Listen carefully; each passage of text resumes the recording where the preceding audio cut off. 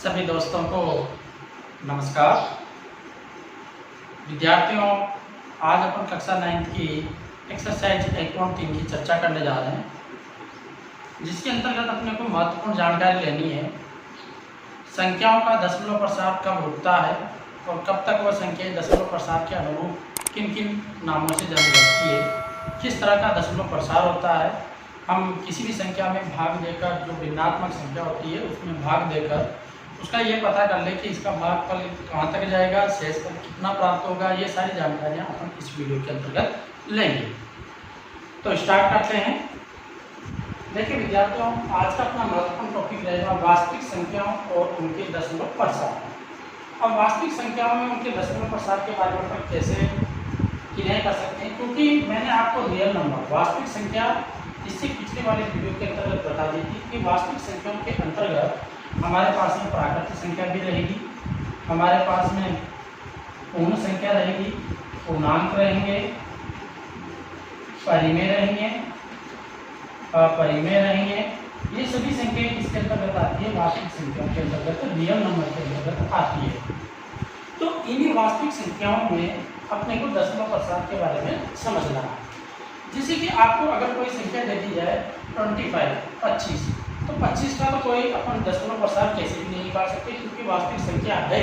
परंतु यदि इसे हम भिन्नात्मक रूप में लिख दें, अर्थात p/q के रूप में लिख दें और q ≠ = का मान 0 हो जाए, अर्थात वो परिमेय संख्या की परिभाषा को परिभाषित करे, तो उस समय हम वास्तविक संख्याओं का दशमलव प्रसार ज्ञात कर सकते हैं। कैसे? जैसे एक छोटा सा मैं आपको उदाहरण बताऊं कि आपके पास में 1/7 जो एक भिन्नात्मक संख्या है, इस भिन्नात्मक संख्या का अपन क्या कर सकते हैं? दशमलव प्रसार ज्ञात कर सकते हैं। अब यहाँ पर हम ये कह सकते हैं सिंपल से रूप में कि हमारे पास में कोई भी वास्तविक संख्या जो p और q के रूप में लिखी जाए, अर्थात p/q के रूप में लिखी जाए और q का मान 0 ना हो, तो उनका हम दशमलव प्रसार कर सकते हैं। परंतु हमारे सामने दो स्थितियां पैदा होती है। कौन कौन सी? एक तो प्राप्त होती है अपने को पहली स्थिति कि जिनका भागफल हम भाग दें और उनमें शेषफल 0 आ जाए। एक तो क्या आ जाए? शेषफल 0 हो जाए, और एक में शेषफल अपने पास में 0 ना हो और शेषफल कहने का मतलब आता ही रहे, बार बार भाग की क्रिया करें फिर भी अपने पास में शेषफल आ जाए, तो ऐसी कंडीशन हमारे पास में रहेगी। तो इन कंडीशन के अंतर्गत हम दोनों को अलग अलग समझने का प्रयास करेंगे। जैसे मैं एक छोटा सा उदाहरण बताऊँ आपको, 1/7। तो हम 1 में क्या करेंगे? 7 से भाग देंगे। अब 7 का भाग 1 में तो जाएगा नहीं, तो हमने सबसे पहले 0 और ये बाकी 0 और दशमलव लगा दिया। और दशमलव लगाने के बाद में संख्या कितनी हो गई? 10 हो गई। अब देखो यहाँ पे बताओ कि 7 का भाग 10 में देंगे तो 7 एकम 7, और हमारे पास में कितने शेषफल रहेंगे? 3। अब दशमलव लगा हुआ है तो हम क्या कर देंगे? इसमें 0 और बढ़ा देंगे, और 0 बढ़ाने के बाद में 7 का भाग देंगे इसमें 30 में, तो 7 × 28। तो अब अपने पास में कितने बच गए? 2 बच गए। फिर दशमलव लगा हुआ है, बढ़ा देंगे 0, 7 × 2 = 14। फिर हमारे पास में शेष बच जाएंगे 6 यहाँ से। फिर दशमलव लगा हुआ है, बढ़ा देंगे 0, और 7 8 के 56, यहाँ पे 56 हो गए। अब वापिस कितना बच गया अपने पास में? 4 बच गया। 4 बचते दशमलव लगाएंगे, दशमलव लग ही रहा है और 0 हो जाएंगे, और 7 × 4 = 7 × 35, अर्थात यहाँ 35 आ जाएंगे। फिर बच गया अपने पास में 5, तो मैं यहाँ लिख देता हूँ 5 को। दशमलव लगा हुआ है, बढ़ा दी 0, 50 हो गए। 50 में 7 का भाग दोगे, 7 7 के 49, बच गए कितने वापिस? 1। अब 1 बचते दशमलव लगा हुआ है, तो यहाँ पे क्या करेंगे? 0। तो ये तो संख्या अपने को वापिस यही प्राप्त हो गई, और आगे का प्रोसेस भी यही चलता रहेगा। तो कहने का मतलब इसका दशमलव प्रसार जो है वो निरंतर चलता रहेगा। तो जब किसी भी संख्या का दशमलव प्रसार निरंतर चलता है या किसी संख्या का दशमलव प्रसार रुक जाए, तो उनको क्या क्या नाम से जानते हैं, इनकी चर्चा अपन इनकी स्थिति फर्स्ट और स्थिति सेकंड के अंतर्गत करते हैं। तो यहाँ तक की चीज आपको ये समझ में आई होगी। अब आगे देखिए बताओ, सबसे पहले हम पहले बिंदु की चर्चा करते हैं कि शेष 0 हो जाता है, अर्थात शेषफल क्या हो जाता है? 0 हो जाता है। अब शेषफल 0 कैसे हो जाता है? जैसे देखो मैं एक छोटा सा उदाहरण दूं आपको कि यहाँ पे 25 में मैंने 5 का भाग देना है, ठीक है? तो 5 का भाग देंगे, 25 में 5 बार गया, 5 × 25, और हमारे पास में क्या बचा? कुछ भी नहीं बचा। शेषफल क्या आ गया? 0 आ गया। इसी प्रकार से एक और अन्य उदाहरण देखिएगा आप कि यहाँ पे जैसे मैंने 1/, यहाँ पे ले लिया 2, ठीक है। अब 1/2 में अपन क्या करेंगे, 1 में भाग देंगे किसका, 2 का, तो दशमलव लगाएंगे ना, तो दशमलव लगा के कितने होगा 10। अब 2 का भाग 10 में देंगे तो कितनी बार जाएगा, 5 बार, तो यहाँ पे हम लिख देंगे 10। अब देखो यहाँ पर भी शेषफल क्या हो गया, 0 हो गया। तो ये जब इस तरह की कोई क्रिया हो, जैसे और उदाहरण ले सकते हो आप, जैसे मैंने कि यहाँ पे ले लिया 15 और 15 में भाग दे रहा है मेरे को 20 का, ठीक है। अब 20 का भाग देंगे तो यहाँ देखो 20 का तो भाग जाएगा नहीं ना, तो हम सबसे पहले क्या कर देंगे, दशमलव लगा देंगे और बढ़ा देंगे 0, और 0 से 0 तो 1 तो हट गए। अब 2 का भाग किसमें देना रहा अपने को, 15 में, तो 2 का भाग 15 में देंगे तो 7 दूनी 14, बच गए कितने अपने पास में 1, दशमलव लगा हुआ है, बढ़ा देंगे 0, 2 का भाग 10 में देंगे 5 बार, तो ये 5 बार गया। अब देखो यहाँ शेषफल क्या बच जाएगा, 0। तो जब इस तरह की संख्याएं हैं और जिनका शेषफल 0 बचता हो, उन संख्याओं को हम क्या कहते हैं, उन संख्याओं को कहते हैं दशमलव प्रसार। जो उन संख्याओं का होता है उन्हें कहते हैं शांत संख्याएं। क्या कहते हैं उनको, शांत संख्याएं। तो कहने का मतलब शांत संख्याओं की परिभाषा क्या बन जाएगी कि यदि किसी भी संख्या में भाग दिया जाए और उनका शेषफल 0 बच जाता हो तो उसे हम शांत संख्या कहते हैं। क्या कहते हैं, उसे अपन शांत संख्या कहते हैं। गणितीय परिभाषा के रूप में अगर आप कहो तो सुनिएगा कि इन जैसे अपन किसी भी संख्या हो, जैसे 7/8 है, 1/2 है, इन संख्याओं में जब हम भाग दे रहे हैं, 8 का भाग 7 में, 2 का भाग 1 में है, तो इनकी कुछ गणितीय प्रक्रियाएं करने के बाद यदि इनका शेषफल 0 आ जाता है, इनमें शेषफल क्या आ जाता है, 0 आ जाता है, तो इन संख्याओं का जो दशमलव प्रसार होगा वो दशमलव प्रसार क्या कहलाएगा, शांत कहलाता है, या उसको अपन कहेंगे शांत प्रकार का दशमलव प्रसार कहलाता है। या हम इसे ये भी कह सकते हैं कि ये संख्या हमारे पास में शांत संख्या होती है। तो इस प्रकार से आपको ये बात समझ में आई होगी। अब इसके केस 2 की बात करते हैं। देखिए बेटा, आपके पास में दूसरा बिंदु है जिसमें कहा गया है कि शेष कभी भी 0 प्राप्त न हो। अर्थात हम जब भी परिमेय संख्याओं में भाग दे या वास्तविक संख्याओं में भाग दे तो उस वास्तविक संख्या से शेषफल अपने को 0 कभी भी प्राप्त न हो, तो ऐसी संख्याओं को क्या कहते हैं, ऐसी संख्याओं को अपन अशांत संख्या कहते हैं। क्या कहते हैं, अशांत संख्या कहते हैं। जिसका शेषफल 0 प्राप्त नहीं होता है उसे अशांत संख्या के नाम से जाना जाता है। अब इसके उदाहरण के रूप में आपको मैं बताऊं, जैसे देखिएगा यहाँ पे 1/3 ले लेते हैं। अब 1/3 का मतलब क्या हुआ कि 1 में भाग देना है अपने को किसका, 3 का। अब 3 का भाग देंगे तो सबसे पहले वही प्रक्रिया, आप इतना तो जानते हो बेटा कि यहाँ पे हम 1 में भाग नहीं जाएगा तो दशमलव लगाकर हम 10 बना देंगे और 3 का भाग 10 में देंगे।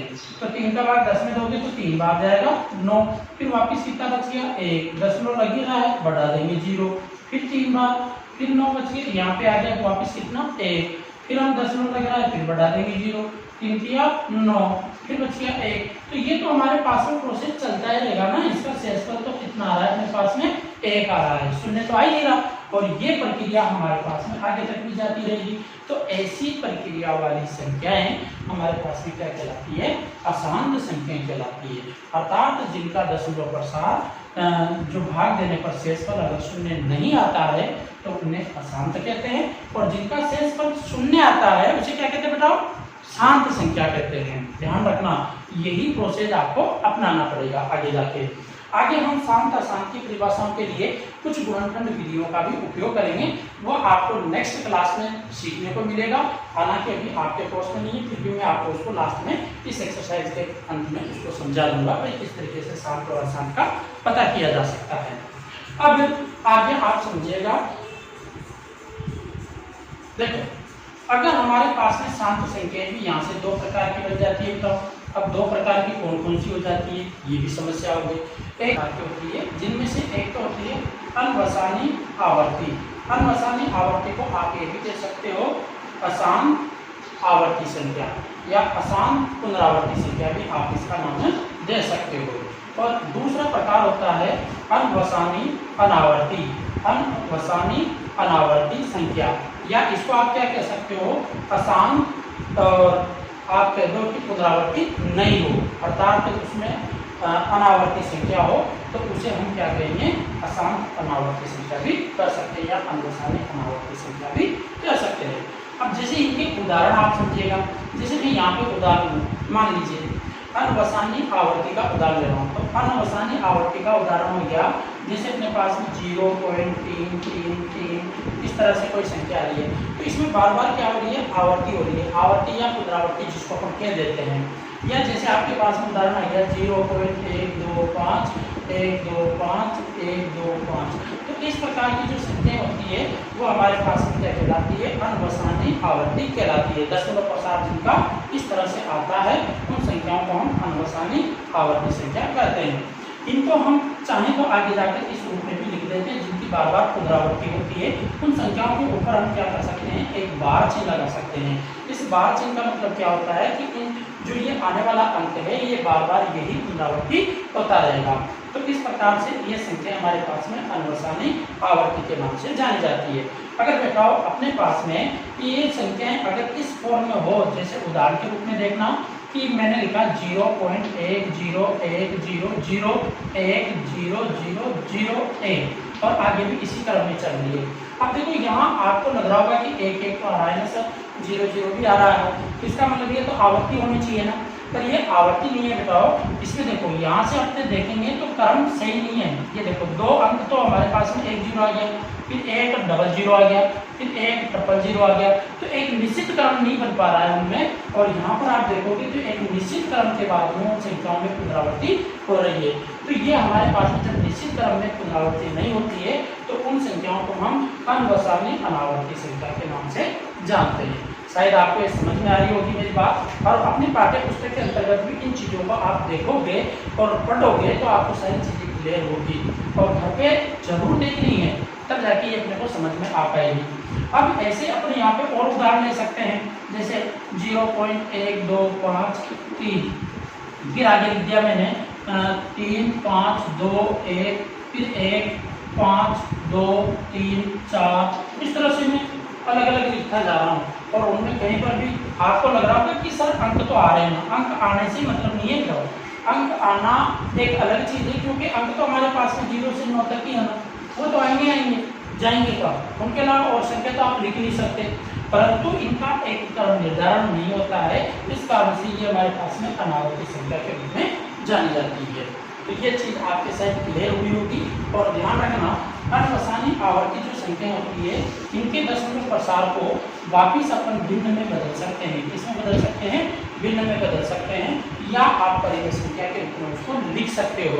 और अनवसानी आवर्ती जो संख्या होती है इनको हम भिन्नात्मक रूप में प्रदर्शित नहीं कर पाते हैं, और इस कारण से ये संख्या आगे जाके हमारे पास में अपरिमेय संख्याओं का भाग बन जाती है। तो वो आगे का एक प्रोसेस है। अभी जितना सा आपको बताया जा रहा है उतना सा ध्यान रखिएगा, जिससे आपको ये आसानी से समझ में आ जाए। तो शायद मैं उम्मीद करूं कि आपको ये अच्छे से समझ में आ रहा होगा। और जो नए विद्यार्थी मेरे चैनल को देख रहे हैं वो कम से कम चैनल को सब्सक्राइब जरूर कर लीजिए और वीडियो को लाइक करना न भूलें। अब आगे अपन देखते हैं, इसी एक्सरसाइज के अंतर्गत मैं आपको 1.3 की तरफ लेके चलता हूं और उसमें समझने का अपन प्रयास करते हैं। देखिए, पहले क्वेश्चन को मैं आपको समझाने का प्रयास कर रहा हूँ कि निम्नलिखित बिंदुओं को दशमलव रूप में लिखिए और बताइए कि प्रत्येक का दशमलव प्रसार किस प्रकार का है। तो इसमें से अपने पास में पहला सवाल दिया है, उस पहले सवाल को आप समझोगे तो 36/100 दे रखा है, यही है संख्या। अब 36/100 का आप 100 का भाग 36 में दोगे तो बिल्कुल सिंपल सी बात है, 2 0 है ना नीचे, तो 2 संख्या बाद में क्या लग जाएगा, पॉइंट, तो 0.36। इसका दशमलव प्रसार अपने को कितना प्राप्त होगा, 0.36 प्राप्त होगा, जो कि अपने को देखने पर क्या मिल जाएगी, संख्या शांत। कौन सी संख्या रहेगी, ये शांत संख्या रहेगी, क्योंकि इसका दशमलव प्रसार यहीं पर रुक जाएगा। अगर आप भाग विधि से करोगे तो 36 में 100 का भाग दोगे तब भी यही संख्या आपके पास में शेष पर क्या हो जाएगा, 0 हो जाएगा, इसलिए ये संख्या शांत रहेगी। इसी का दूसरा क्वेश्चन है जिसमें आपको कहा है 1/11, इसको भी आप समझिएगा। इसमें क्या कहा, 1/11। अब 1/11 का अपन भाग दें तो देखो, अब इसका तो भाग देकर देखना पड़ेगा ना, तो 1 में हम किसका भाग देते, 11 का, तो 11 का भाग दोगे तो 0, और ये दशमलव के कॉन्सेप्ट पर पास में कितना हो गया, 10 हो गया, क्योंकि यहाँ दशमलव लगेंगे। तो अब यहाँ पे 1 में तो भाग जा, अभी भी 10 में भाग नहीं जा रहा 11 का, तो फिर हम क्या कर देंगे, यहाँ पे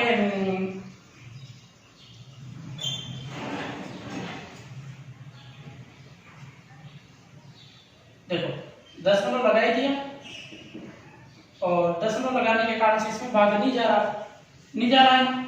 तो अब वापस क्या करेंगे, भाग टूट की जीरो लगाएंगे। क्या करेंगे, भाग टूट की जीरो लगा देंगे और भाग टूट की जीरो बढ़ाने के कारण से हमारे पास में एक जीरो और बढ़ जाएगी।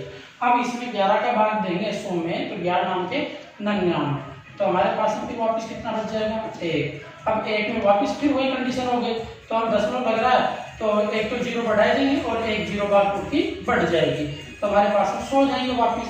अब 11 का भाग 100 में दोगे तो वही कितने बार जाएगा, 9 बार। तो यहाँ पे ये कंडीशन हो जाएगी, 99 आ जाएंगे। अब 99 आने के कारण से यहाँ पे क्या हो गया, वापस 1 बच गया। तो ये तो प्रोसेस बार बार आ रहा है ना, तो हमारे पास में भी ये संख्या बार बार आएगी। तो इसका मतलब हमारे पास में जो ये संख्याओं की पुनरावृत्ति हो रही है, क्या हो रही है, बार बार पुनरावृत्ति हो रही है। तो हम इस संख्या को क्या नाम दे सकते हैं, अनवसानी आवर्ती संख्या कह सकते हैं। क्या कह सकते हैं, आवर्ती, अनवसानी आवर्ती संख्या कह सकते हैं। क्यों, क्योंकि इसको ये भी लिख सकते हैं अपन 0.09 का भाग, क्योंकि ये संख्या बार बार अपने पास में आती रहेगी। देखो आगे भी ये प्रोसेस रहेगा। तो इस प्रकार से हमारे पास में दूसरा पार्ट जो दूसरी सवाल है इसका, वो क्या बन जाता है, अनवसानी आवर्ती के रूप में बन जाता है। इसी प्रकार से इसका तीसरा क्वेश्चन है, वो भी आप देखिएगा, समझना। उसमें आपसे क्या कहा है कि संख्या दे रखी है आपको 4 सही 1/8। तीसरे सवाल के अंतर्गत दिया है 4 सही 1/8। अब 4 सही 1/8 के हम पहले तो भिन्न सही करेंगे। तो 8 चौक 32, ये देखो भिन्न को कैसे करते हैं, ऐसे करेंगे, बताओ ध्यान रखना। 8 को 4 से गुणा करेंगे, 8 चौक 32 और 32 में 1 को जोड़ेंगे तो कितने हो गए, 33 और 33/8 हमारे पास में ये भिन्न बन जाती है। अब इसके आगे क्या करेंगे, 33 में हमें 8 का भाग देना है। तो 33 में 8 का भाग देंगे तो अपने को ये पता चलेगा कि इसका भाग तो रुकेगा या आगे तक जाएगा। तो 8 का देंगे, 8 चौक 32, बच गए कितने अपने पास, बताओ 1 और वापिस दशमलव लगाया, बढ़ा दी 0, तो 8 एकम 8, फिर कितने बच गए अपने पास में, 2 बच गए, दशमलव लग ही रहा है, बढ़ा दी 0, 8 दूनी की 16, कितने बचे वापिस 4। अब 4 में दशमलव लग रहा है तो बढ़ा दी 0, 8 पंजे के 40। तो हमारे पास इसका शेषफल क्या हो गया, खत्म हो गया ना, 0 आ गया शेषफल। अब 0 जब शेषफल आ गया तो ये संख्या हमारे पास में क्या बन गई, शांत संख्या बन गई, क्योंकि इसमें आगे भाग नहीं जा पाएगा। तो हम कह देंगे ये शांत संख्या रहेगी, तो ये हमारे पास में शांत बन जाएगी। आएगी नहीं आए बात समझ में। तो इस प्रकार से 4 से 1/8 को आप शांत संख्या कर सकते हो। अब आगे देखिएगा, आपके पास में इसी प्रकार से अगला क्वेश्चन दे रखा है, इसी का चौथा क्वेश्चन, जिसमें आपसे कहा गया है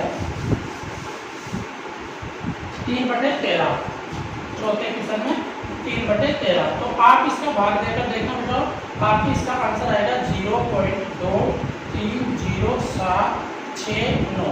यहाँ तक तो ये आपके पास में एक बार भाग देने पर आएगा, परंतु आगे भी यही प्रोसेस इसमें चलता रहेगा। इस कारण से मैं यहाँ पर क्या लगा दूँ, भाग। तो ये कंडीशन आपको प्राप्त होने वाली है। तो इस कारण से इस संख्या को हम क्या कर देंगे, अनवसानी आवर्ती। इस संख्या को क्या कह देंगे, अनवसानी आवर्ती कह देंगे। अर्थात ये हमारे पास में अशांत संख्या है, शांत संख्या नहीं है। शांत तो वो है जिनका दशमलव के साथ रुक जाता है, तो ये संख्या कौन सी रहेगी, अशांत संख्या। तो इस प्रकार से हम इसको लिख सकते हैं। इसी प्रकार से आपका पांचवा क्वेश्चन है, उसको भी मैं बता देता हूँ। आप इसको भाग देकर घर पे ट्राई कीजिएगा कि ये सही है गलत है। 2/11। अब 11 का भाग 2 में दोगे आपको, इसका भागफल प्राप्त होगा 0.18 और आगे की ये संख्या अपने को प्राप्त होगी। तो यहाँ पर भी हम इसको क्या कह देंगे, अनवसानी आवर्ती संख्या कर देंगे। इसको कौन सी संख्या कह देंगे, अनवसानी आवर्ती संख्या। आप भाग देकर देखना कि ये आपको प्राप्त होता है कि नहीं होता है। अगर किसी को प्राप्त नहीं हो तो मेरे को कमेंट बॉक्स में जरूर बताएं कि सर हमारे को इसका भागफल प्राप्त नहीं हो रहा है, मैं दोबारा आपको भाग देकर इसको समझाऊंगा अच्छी तरीके से। ठीक है बेटा। अब इसी प्रकार से इसका लास्ट क्वेश्चन है, क्वेश्चन नंबर 6, उसको भी आप देखिएगा। इसका भी अगर आप भाग दोगे तो 329/400 है, और इसमें जब भाग दोगे तो आपके पास में प्राप्त होगा 0.8225, और इसके बाद इसका दशमलव प्रसार क्या आ जाएगा, रुक जाएगा, अर्थात शेषफल 0 प्राप्त होगा। इसमें शेष क्या प्राप्त होगा, 0, और जब शेषफल 0 प्राप्त हो जाता है तो वह संख्या हमारे पास में क्या होती है बेटा, अभी भी अपन उदाहरण से हम वो समझे थे थ्योरी, तो उसमें क्या कहा था मैंने, ये संख्या हमारे पास में शांत होती है। तो आप इन तीनों को करके देखिएगा, मैंने सभी के आंसर आपके सामने लिखे हैं। आप भाग देकर इनको सॉल्व करोगे तो आपको आसानी से ये चीज़ समझ में आ जाएगी और क्लियर हो जाएगा। और अगर किसी को फिर भी कोई दिक्कत रहे तो आप मेरे से दोबारा इसको पूछ सकते हो, कोई प्रॉब्लम नहीं है, कमेंट बॉक्स के माध्यम से। अब मैं आपका इसी एक्सरसाइज का क्वेश्चन नंबर 2 लेना चाह रहा हूँ, उसको भी आप क्वेश्चन नंबर 2 के अंतर्गत देखना। आप जानते हैं कि 1/7 बराबर 0.14 1 4 2 8 5 7 के बाद है। वास्तव में लंबा भाग दिए बिना क्या आप यह बता सकते हैं कि 2/7, 3/7, 4/7, 5/7 और 6/7 के दशमलव प्रसार क्या है? यदि हाँ तो कैसे? आपको इनका बताना है कि आप किस तरीके से इनको बता सकते हो। तो बेटा अपने को यहाँ पे क्वेश्चन नंबर 2 के अंतर्गत महत्वपूर्ण जो बात दी गई है उसको आप ध्यान से नोट कीजिएगा। उसने कहा कि 1/7 का मान आपके पास में 0.14287 आ रहा है और इसके 12 आ रहा है। ये संख्या अपने को उसने बता दी गई है। तो कोई बात नहीं, अब वो हमसे कह रहा है कि 2/7 का निकालिए, 3/7 का निकालिए, 4/7 का निकालिए, 5/7 का निकालिए। तो हम सबका निकाल देंगे, क्या प्रॉब्लम है? भाग देने के लिए उसने मना कर ही दिया कि बिना भाग दिए। तो अपना भी तो दिमाग लगा सकते हैं ना। देखो अपने पास में कितना बड़ा दिमाग है। सुन, इस 2/7 को अपन क्या कर सकते हैं बताओ कि इसको 2 × 1/7 लिख सकते हैं। लिख सकते हैं ना। 2 को 1 से गुणा करेंगे तो कितना होगा? 2 ही तो होगा ना। तो 2/7 बन गया।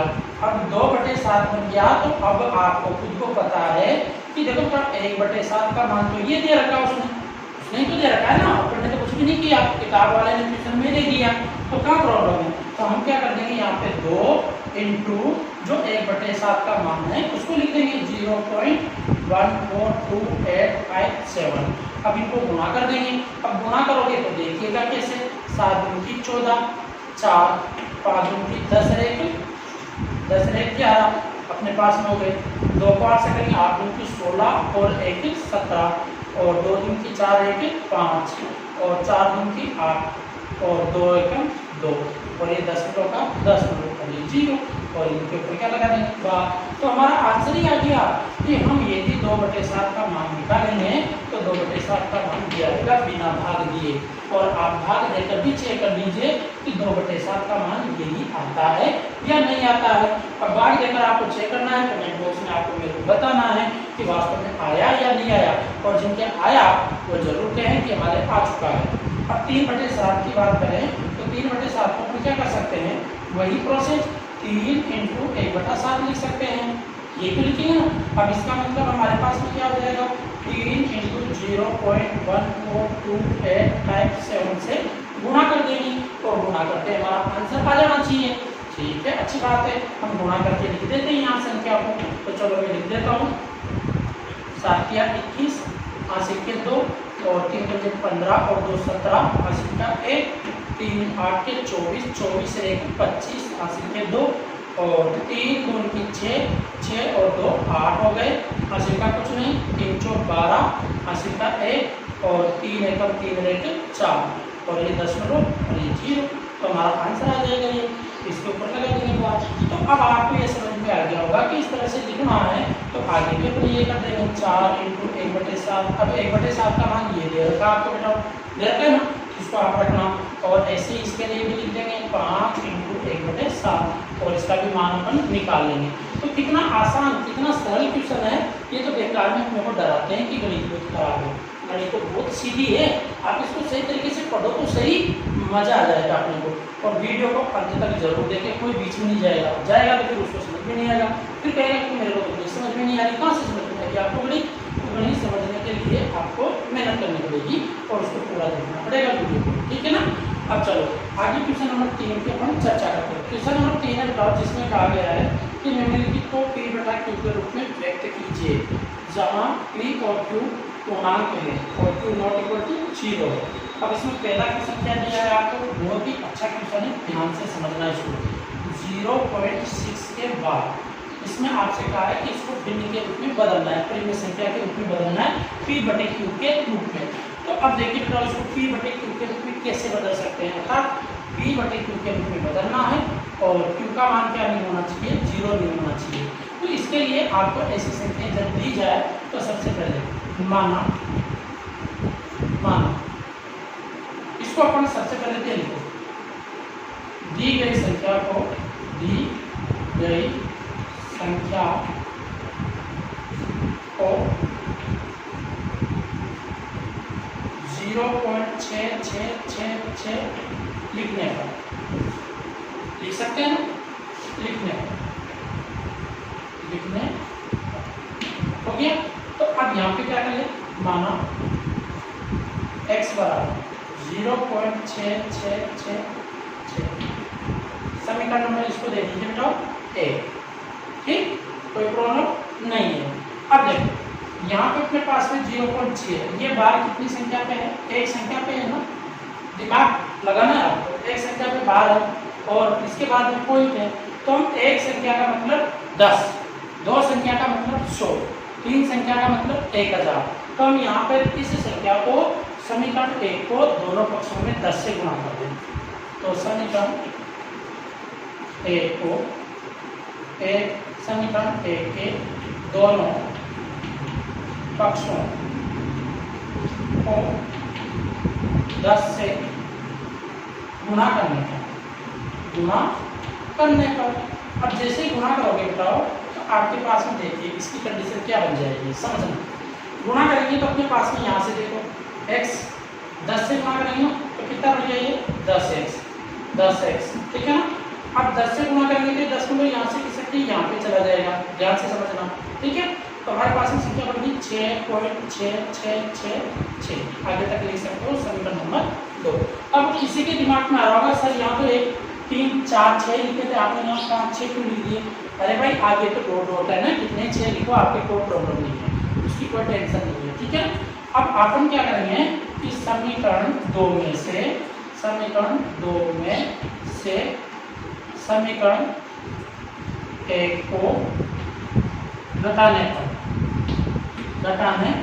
पर अब जैसे घटाओगे तो आपके पास में कंडीशन क्या बन जाएगी, 10x बराबर 6.6666, ठीक है। और पहले समीकरण क्या है, x बराबर 0.6666, आगे तक डॉट। अब चलो इनको घटाएंगे तो 10x में से x गया तो 9x, माइनस करना है। और इधर देखो, अब ये तो देखो सारे घट जाएंगे ना, तो 0 बच जाएगा, देखो 6 में से 0 गया तो 6 बच जाएगा अपने पास में, कितना बच जाएगा 6, और ये तो बाकी के तो कट जाएंगे।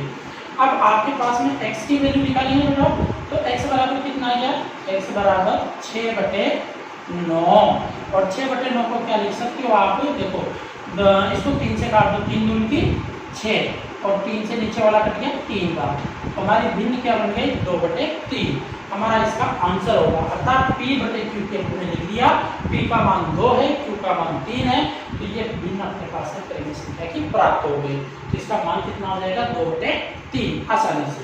तो ये चीज़ आपको ध्यान रखनी है, विशेष तौर से इसको अच्छी तरीके से समझना है। और ऐसे ही हम अन्य क्वेश्चनों को भी निकालेंगे, भी इसके जो जितने भी आपको क्वेश्चन दे रखे हैं उनको अपन निकालेंगे एक एक करके। इसी प्रकार से देखो आपको अगला क्वेश्चन दे रखा है जिसमें आपसे कहा है कि 0.47 दे रखा है, 7 के ऊपर बार लगा रखा है, ध्यान से देखिए, ये चीज तो समझ में आएगी ना, क्लियर कर दूं, ठीक है।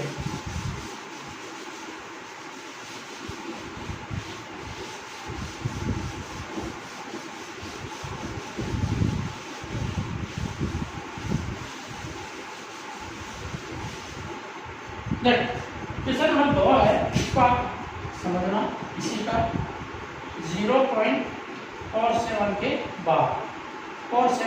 बाद, अब देखो यहाँ पे अब अपने को थोड़ा सा दिमाग लगाना पड़ेगा, 7 के ऊपर बार है ना, तो इस संख्या को क्या लिखेंगे अपन, इस संख्या को लिख देंगे 0.4777, इस तरह से लिखेंगे, ठीक है।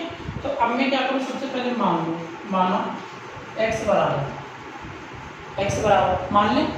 अब x बराबर मानेंगे तो अपने पास में क्या आ जाएगा, यहाँ से देखो चलो पहले तो ये 7 है ना, इस 4 को लो, तो अपन इस 4 को लेंगे, तो अभी समीकरण तो मान लो कोई बात नहीं, आप x बराबर 4 7 7 7 7, ठीक है। अब सबसे पहले यहाँ देखो, यहाँ 2 संख्या थी पर इसके ऊपर कोई बार नहीं है, तो इसको तो पहले हम इधर ले लेते हैं, तो इसको इधर लेने के लिए अपने को 10 से गुणा करना पड़ेगा, तो 10 से गुणा करेंगे तो ये 10x और ये संख्या बन जाएगी अपने पास, सॉरी ये मैंने गलत लिख दिया यहाँ पे 0.4777 अब इसको लेंगे ना पहले, इसको पहले ले रहे हैं तो 10 से गुणा करेंगे, 10 से गुणा करेंगे तो कितना हो गया 4.7777 और समीकरण नंबर 1 बन चुकी है। ठीक है, क्यों? क्योंकि मेरे पास में 12 किसके ऊपर था, 7 के ऊपर था, 7 के ऊपर ही था, तो 7 को रखूँ ना इधर, तो इस 4 को तो अपन पहले इधर लेंगे और इधर लेने के लिए अपने को समीकरण के दोनों पक्षों को किससे गुणा किया, 10 से, ये ध्यान रखना।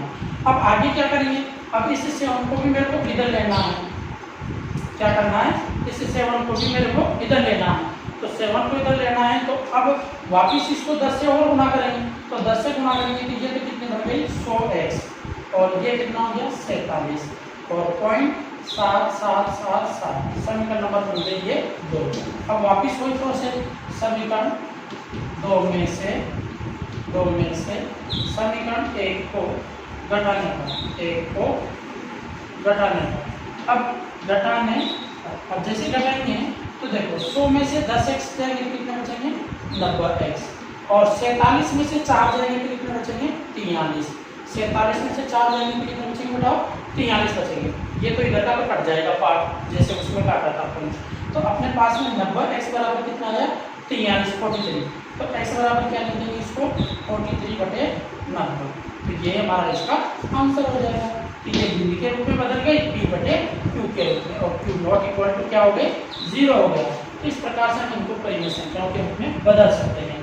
अब इसी प्रकार से आपका एक और क्वेश्चन है, क्वेश्चन नंबर 3, जिसको आपको क्या करना पड़ेगा बताओ कि एक हजार से गुणा करना पड़ेगा दोनों पक्षों में, क्योंकि 3 संख्याओं के ऊपर बार है। आप क्वेश्चन को देखिएगा 0.009 है, तो 3 संख्याओं के ऊपर बार है, आप ध्यान से देखोगे तो आपको ये चीज समझ में आ जाएगी।